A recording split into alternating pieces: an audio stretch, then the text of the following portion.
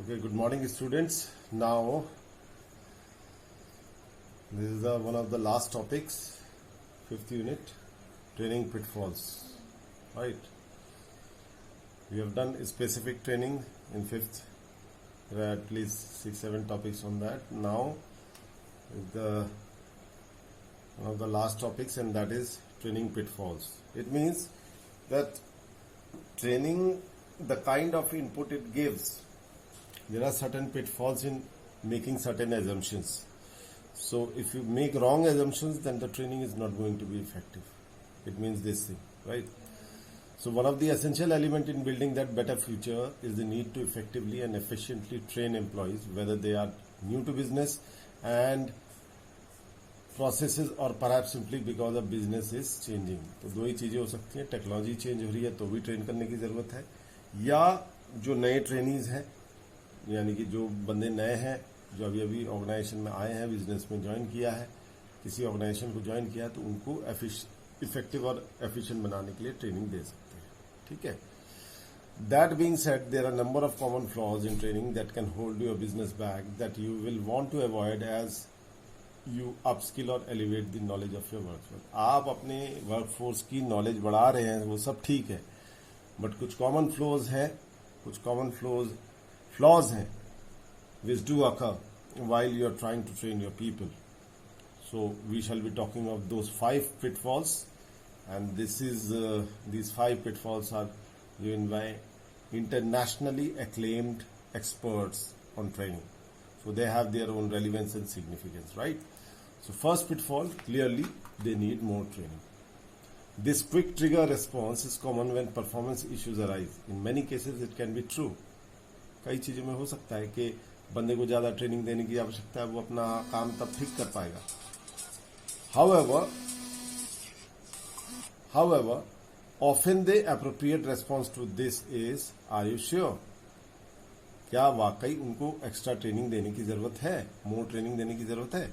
So it is important to challenge the thought process that more training will solve all problem. अगर हम ये सोचें कि इनको ज्यादा ट्रेनिंग दी जाए तो सारी समस्याएं खत्म हो जाएंगी, तो इसको हमें सोचना चाहिए. Company should reassess their need before jumping into training development. अपनी नीड को, इसीलिए देखिए ट्रेनिंग के स्टार्टिंग में फर्स्ट यूनिट्स में नीड फॉर ट्रेनिंग बड़ा इंपॉर्टेंट है, क्योंकि आपकी जरूरत आपकी ट्रेनिंग से जुड़ेगी कि आपको किस प्रकार की ट्रेनिंग जरूरत है. ठीक है. Before jumping into training development, तो पहले आप अपनी नीड पे फोकस करिए कि वाकई आपकी जरूरत क्या है, तभी आप ट्रेनिंग को डेवलप करेंगे और तभी ट्रेनिंग अच्छा रिजल्ट दे पाए. ना imagine example is with multiple shift, मतलब 24 घंटे में 3 शिफ्ट, 8 घंटे की एक शिफ्ट, इतनी शिफ्ट 3 शिफ्ट चलती है, in which one shift is consistently following behind the others. एक शिफ्ट में वर्कर्स काम अच्छी तरह नहीं कर पा रहे. Clearly there is a performance issue of some kind with that shift. यानी कि बाकी 2 शिफ्ट में अच्छा काम कर रही है, एक शिफ्ट के बंदे जो हैं वो अच्छा काम नहीं कर पा रहे. But what if there are other factors hindering the process. ठीक है. क्या ट्रेनिंग इशू है कि ट्रेनिंग कम की वजह से ये वाला लॉट जो है, जो तीसरा वाला ग्रुप है, ये अच्छा काम नहीं कर पा रहा? तो हमें और भी कारण का पता लगाना पड़ेगा, न केवल जस्ट फोकसिंग के if they are giving more training they will work better. These are the possibilities, but what if there are other factors. What are the other factors? Perhaps the employees are not informed on the expectation and standard they are measured against. यानी कि उनको पता ही नहीं है कि उनका expected standards क्या है which they need to meet, और they are not being provided with timely feedback, या उनको टाइमली फीडबैक नहीं मिल रहा कि वो कितना अच्छा या बुरा काम कर रहे हैं. तो कंटिन्यूअस फीडबैक चाहिए जिससे कि वो खुद को इम्प्रूव कर सके. ये भी कारण हो सकता है, न केवल ट्रेनिंग का कारण नहीं, ये कारण भी हो सकते हैं.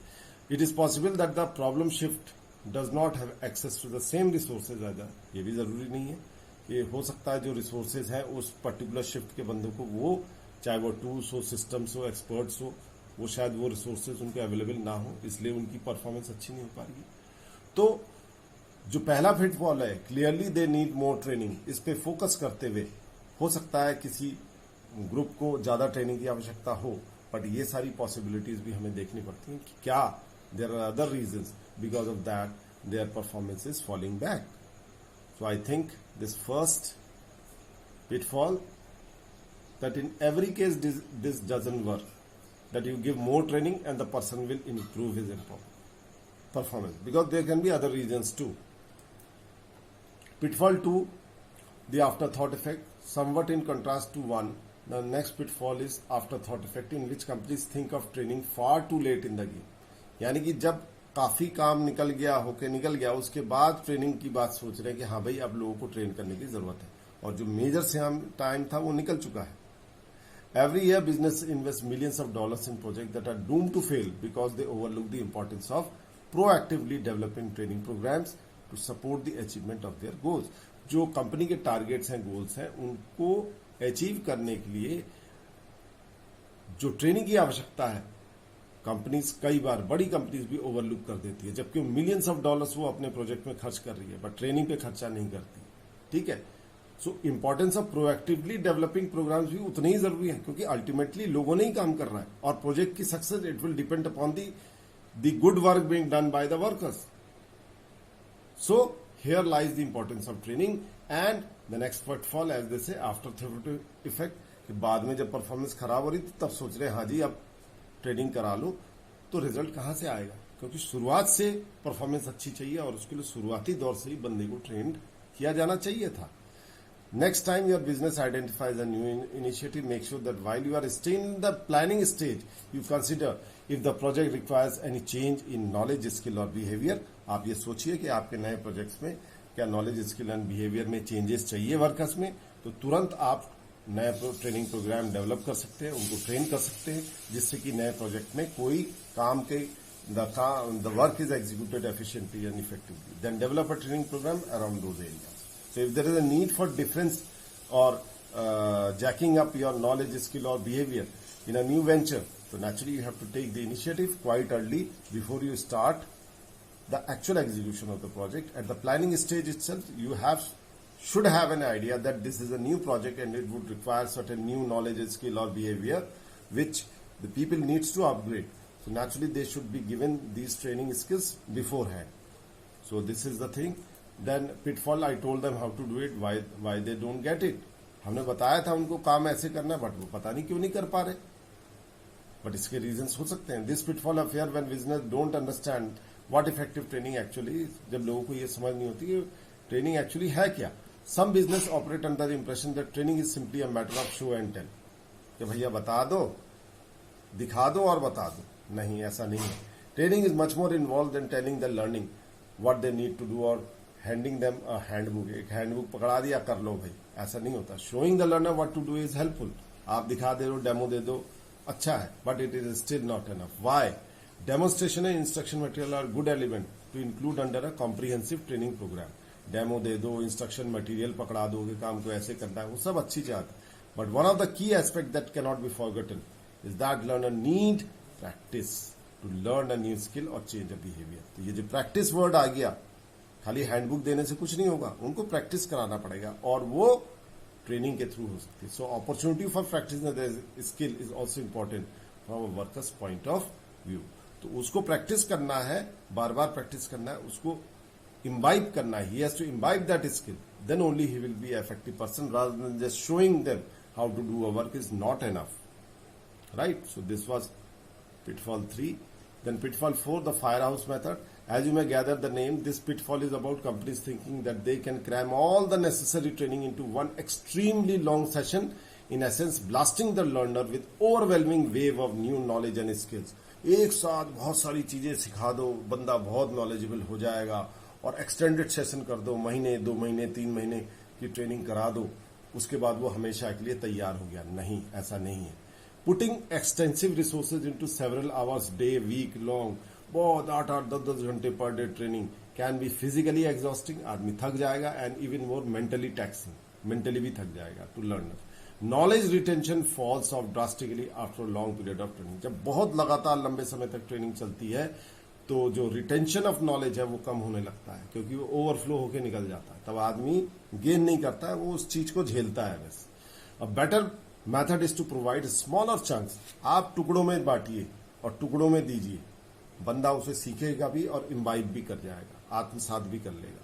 बट अगर लंबे समय तक लगातार किसी ट्रेनिंग प्रोग्राम को उसे झेलना पड़ा तो लर्निंग तो डेफिनेटली नहीं होगी. With feedback loop to ensure each segment of training is पर। टुकड़ों में बांटा आपने लर्निंग को, ट्रेनिंग को, और उसका फीडबैक देते रहे छोटे छोटे टुकड़े का। आदमी और लर्न करता है और बेहतर करता है, धीरे धीरे मूव करता है। And giving the learner time before moving on to the next skill. एक स्टेज खत्म हुआ, नेक्स्ट स्टेज में आया, बट उसको वो मौका मिला उस चीज को लर्न करने का, उसको इम्बाइब करने का। Let the trainee absorb a skill, practice it, perfect it, and ultimately internalize that skill before overwhelming them with an entire new skill set. तो क्या है the idea कि टुकड़ों में बांटो, let them absorb one by one, let him practice, let him learn that new skills and internalize it, आत्मसात कर ले, वो अपने अंदर उसको समावेश कर ले, and the skill before overwhelming them with the, तो बहुत ज्यादा ओवरवेलमिंग करके उस पर लाद देना, ये लगातार ट्रेनिंग करा रहे हैं और सोच रहे हैं कि बहुत अच्छा हो जाएगा, तो ऐसा पॉसिबल नहीं है। So the last pitfall is the Sheldon Cooper delusion. The final common pitfall is fallacy that training can be refined to a single event as oppose to an ongoing process. एक बार में खत्म करो, एक बार में ट्रेनिंग करा के छोड़ दो। Many companies throw employees into a training program several months before the information is relevant to the employee. ये नहीं देखा कि रेलिवेंस कितनी है, ठीक है, और एक्सटेंडेड 6 महीने का ट्रेनिंग प्रोग्राम करा दिया जी। When the new training skills are finally needed, employees tend to expect the learner to have perfect instant recall of the training that took place possibly 6 months prior. आज से 6 महीने पहले 2 महीने की ट्रेनिंग हुई थी, आज 6 महीने बाद हम ऑर्गेनाइजेशन एक्सपेक्ट करती है कि बंदे को बिल्कुल एक्सपर्ट बन जाएगा। नहीं, ऐसा नहीं है, ठीक है। तो इसको शेल्डन कूपर डेल्यूजन इसलिए बोलते हैं, unless the employees have a eidetic memory like Sheldon Cooper of the big bang theory, this is an ineffective training method. Big bang theory की जिसने दी थी शेल्डन कूपर, उसकी मेमोरी बड़ी जबरदस्त थी, वो जो एक बार सीख लेता था वो भूलता नहीं था।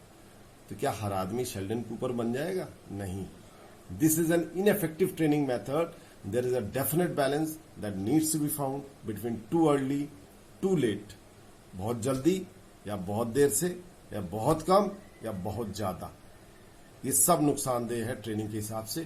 Training should be just exactly the required amount of training rather than little more or too early or too late. They will be proving ineffective for whatever training you are giving to the. So this was your Sheldon Cooper delusion, who gave the Big Bang theory. So everybody cannot be like Sheldon Cooper. A common worker, of course, cannot be. So we have to take these 5 pitfalls into consideration while we are planning for a training session for our employees.